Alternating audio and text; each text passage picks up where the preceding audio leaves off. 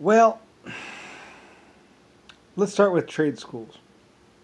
I've already gone over about things like for instance, how like I had a textile and I was creating baby nap, baby diaper things that you could wash, and then later on I created bandanas for people to wear over their mouth, or had them made actually, and they sold really well.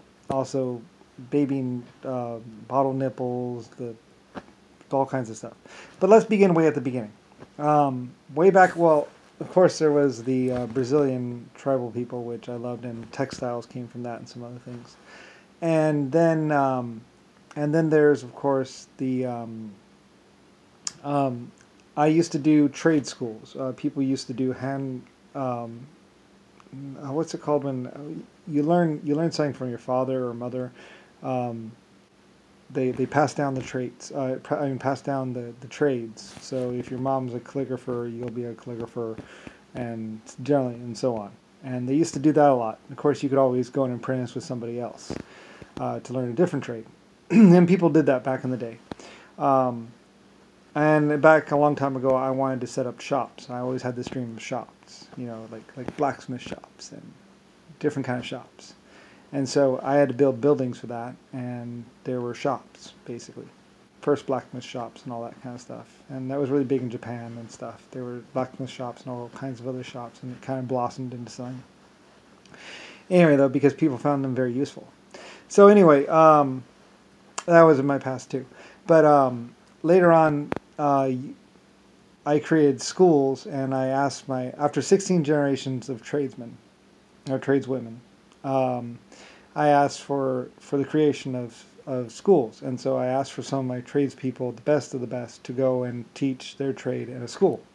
Now, the schools were set up kind of like woodworking and metalworking and all that kind of stuff, and there wasn't really much higher learning stuff. But it was still trade schools, and you could go there and you can learn. And that worked pretty well.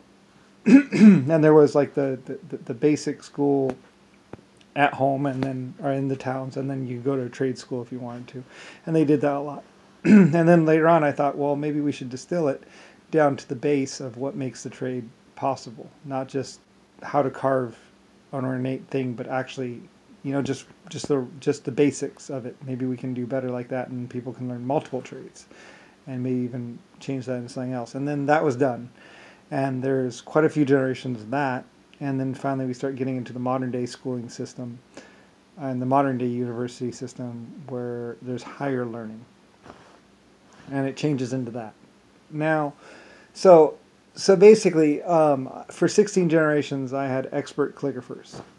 And then after that, I had, for like 16 generations or like 120 years, I had the best top calligraphy schools, there were three of them or so, one in China, Britain, and America, and a couple of others, I think, some side ones.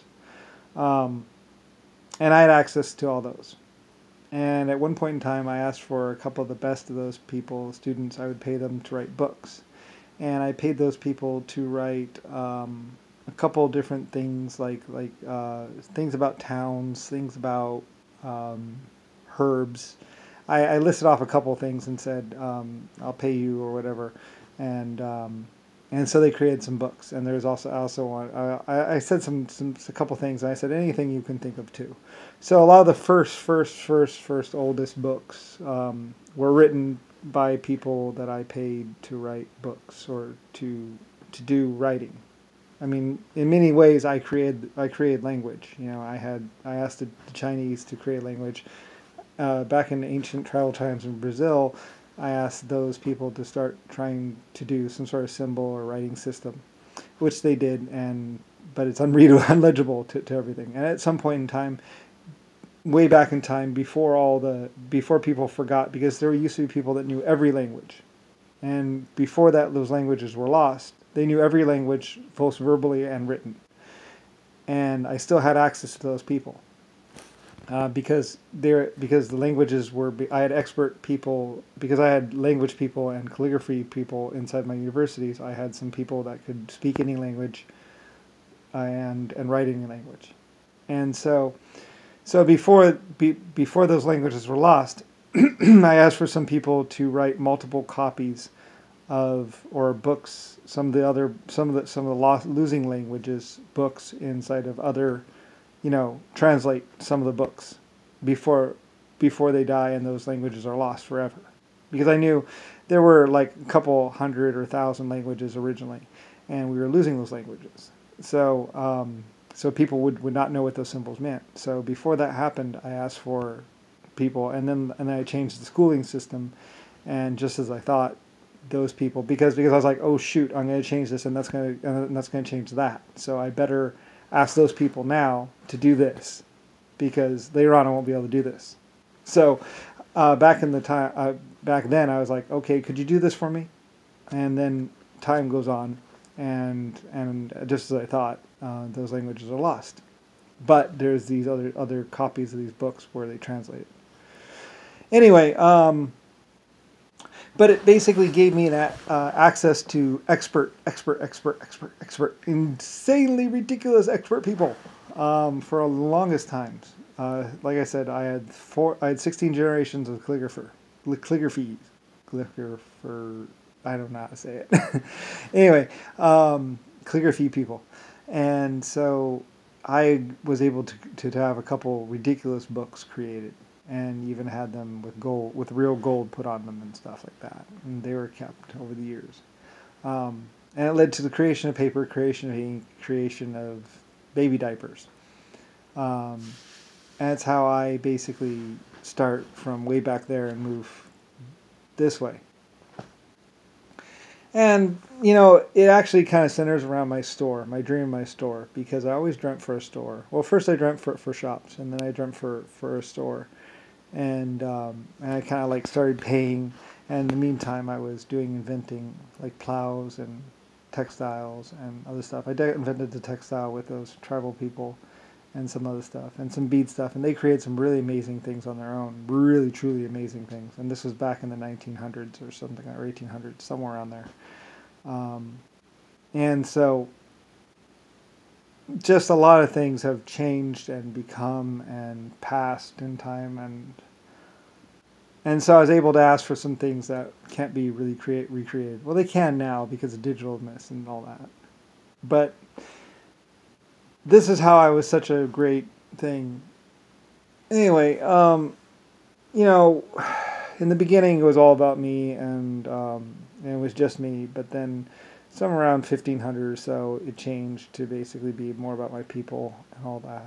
But I mean, there's actuality of the fact that I did start pottery and writing and all these things, and it's kind of ridiculous. A lot of people, I mean, it almost, to me, even I go like, how can this be possible? But it is. I mean, even like the first video aerial survey of the Earth, I mean, I wanted that to be done. So many things I was the first in, because I was coming from a world of tribes, a world without higher learning, a world without a lot of things. So I was changing society, making it into what it is present day. And then when I created democracy, that changed society even more. So, I mean, there's the things I've done in the far distant past as I was writing this way, and then there's what I've done from this point on as my own life. And that's kind of why, like, there's a lot of people today I just look at and or when they bug me and call me a loser or something like that, it's like, seriously? Wow. Anyway, because that's my past. I mean, literally, society is this way because of me. Like, and a lot of people in present day try and mess with me and are like, no, it's not possible. It's like, yeah, I've seen the pictures to prove it. And I know those calligraphy schools are no longer around, and they were around, and they were around for 150 years. And I know that because I watched them come and go. That was a little sad. And because of my past. And I've watched so many things come and go that it's ridiculous. Anyway, And now present day can't even really rationalize it or see it. They think of the Lucifer, the devil, as this thing without understanding how I was so old and how I did start so much and how I shaped society and led my people to where they are today. And I think it's a pretty great place, actually. I mean, it's been pretty good for a while, and it was a little bit more fun back in the day because I had a little more access to some little more ridiculous things. But anyway, present day is probably fed up with me because I've been around for so long.